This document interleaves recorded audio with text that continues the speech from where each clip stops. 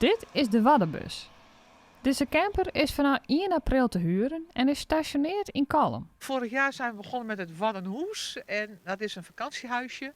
En toen ontdekten wij dat de mensen die ons Waddenhuisje huurden, dat die eigenlijk deze regio helemaal niet kenden.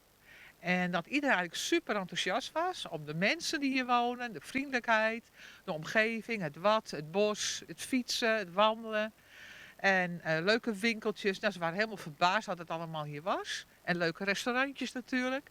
Toen dachten we, weet je wat, we gaan in de winter een bus kopen. Die gaan we verbouwen tot Waddenbus. En dan maken we met die Waddenbus, gaan we die verhuren. Dat mensen dus of het huisje huren of met de bus op pad gaan hier. Bij de Waddenbus kun je ook de Waddentrip boeken. Dan kun je in een week lang gewoon door deze regio rijden. Op je eigen manier, wat je zelf wil. Maar elke avond heb je gewoon een plek op een leuke camping. Liefst een kleinschalige camping.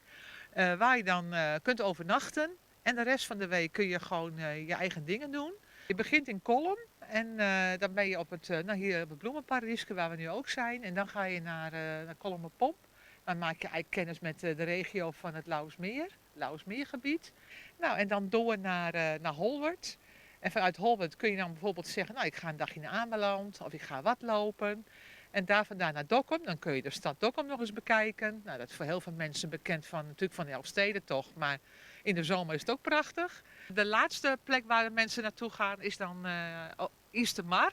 En daar kunnen de mensen dan, bij het Burgermermeer zeg maar, kunnen ze lekker suppen, kanoën of een bootje huren.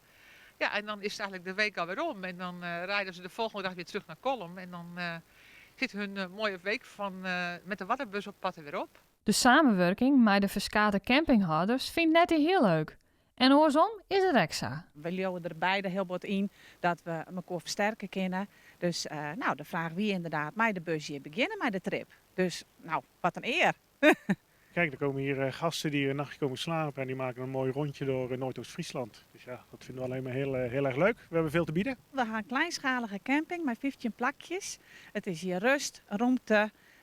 De kist een fjorkenbieding een plakje krijgen. De krijgt als het worst een mooie mand met lekkere dingen als het aankomst op vreten met je. Je ziet het hier wel, het landschap, de wijdheid. Dat is ook met name waar de gasten hier voor komen. De wijdheid, de vergezichten. En we zitten hier mooi aan het water. Je kunt hier heerlijk kanoën. De mensen komen hier echt tot rust.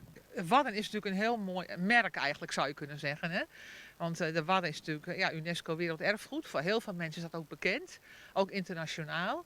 Dus wij liften wel mee op het gebied waar we wonen, namelijk de Wadden. Kom het maar eens ervaren en iedereen is welkom.